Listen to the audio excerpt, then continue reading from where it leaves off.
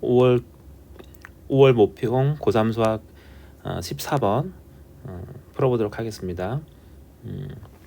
지금 문제에 대한 설명이 많이 있는데 그림에 거의 다 표시되어 있어요. 자, 그래서 자, AC가 3이다. 그리고 AD는 5다. D는 4다. 이렇게 표현하면 되고요. 남은 조건은 외접원의 반지름 R1, R2에 반지름의 B만 남아있죠.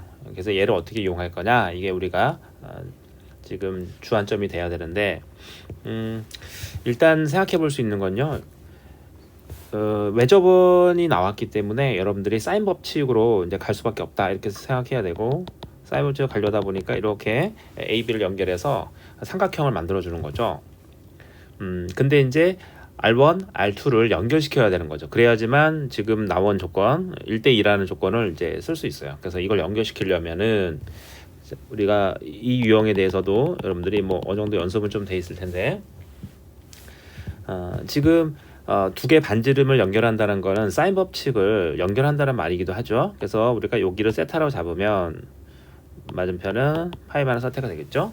그래서 사인 법칙을 써주는 거죠. 자, 사인 세타분의 3은 작은 삼각형에서 2배의 R1 이렇게 나오고, 그러면 정리 한번 해보면요, 이게 이제 이 R1 사인 세타 우리가 3이다 이렇게 이제 정리할 수 있죠.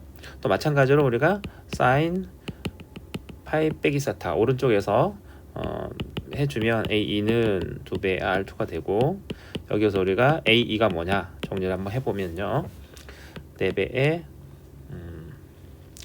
결국에는 이제 R2인데 이제 2배의 R2지만 이제 관계를 이용하면 우리가 이제 4배가 된다고 할 수 있는데요. 자, 2배의 R2의 사인 세타가 되고, 지금 1대2잖아요. R2가 2배이기 때문에 이게 이제 결국에는 이제 4배의 R1 사인 세타가 됩니다. 자, 그러면은 지금 중요한 게 이게 3이었으니까요. 이게 이제 얼마가 되면 6이 되죠. 6. 그래서 A가 6이다가 이제 나오는 겁니다. 자, A가 6이다가 나오고, 우리가 이제 그림을 다시 한번 파악을 해보면요, 지금 D각이 세타가 되죠.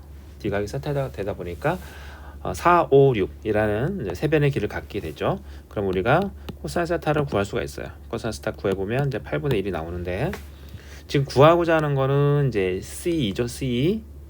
자, C2의 길이를 구하는 건데 약간 눈에 들어오죠. 그림에서 보면 지금 코사인 세타까지 아는 상태니까 C는 큰 삼각형 CDE 삼각형에서 이제 우리가 코사인 법칙을 써주면 되겠죠. 그래서 이제 8제곱 플러스 4제곱 계산해주면은 이제 나온다. 그래서 이제 72가 나오는데, 그래서 우리가 원하는 답은 이제 6 루트이다 이렇게 이제 정리할 수 있습니다. 자, 이 문제에 대해서 뭐 그렇게 어려운 부분이 아니다라고 생각할 수도 있는데, 여러분들이 이제 이 문제를 바라볼 때 이 1대2죠. 1대2 외접원의 B를 이용해야 되기 때문에 사인 법칙으로 이제 우리가 진행을 해야 된다라는 거죠. 처음에 문제를 바라볼 때 이게 이제 전체가 그려지지 않을 수가 있어요. 전체로 봤을 때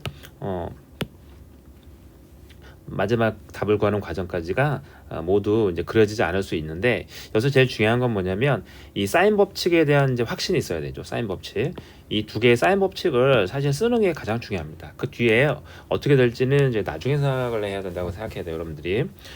이 문제 같이 지금 보면 R1 따로 구하고 R2 따로 구하고 이런 게 아니잖아요. 일단 지금처럼 이 R1 사인 세타가 3이다라는 조건이 나오고, 우리가 A를 구하는 과정에서도 R1이랑 이제 사인 세타를 구해서 이제 이게 6이 나오는 게 아니죠. 이제 그게 되게 중요하죠. 이렇게 우리가 꼭 식으로 써야지만 이제 그 다음 단계를 넘어갈 수 있는 문제. 이 14번에 배치된 이유도 그 지점 때문에 그렇죠. 만약에 R1 구하고 사인 세타 구할 수 있어서 만약에 우리가 AE가 6이 나오는 구조라면 이게 14번에 나오지 않았을 거예요. 근데 지금은 그거 상관없이 식을 반드시 써야지만 그 다음 단계가 발견이 된다. 그래서 여러분들이 수학을 할 때는 어떤 문제를 푸는 방향에 대한 필연성에 대해서 고민을 해야 되는데, 자, 이거는 사인 법칙이다 라는 거죠. 사인 법칙. 여러분들이 사인 법칙이다. 그러니까 문제가 안 풀리더라도 여러분들이 사인 법칙으로 일단은 서술을 하면서 그 다음 스텝을 이제 모색을 해야 된다. 이렇게 얘기를 할 수 있겠습니다.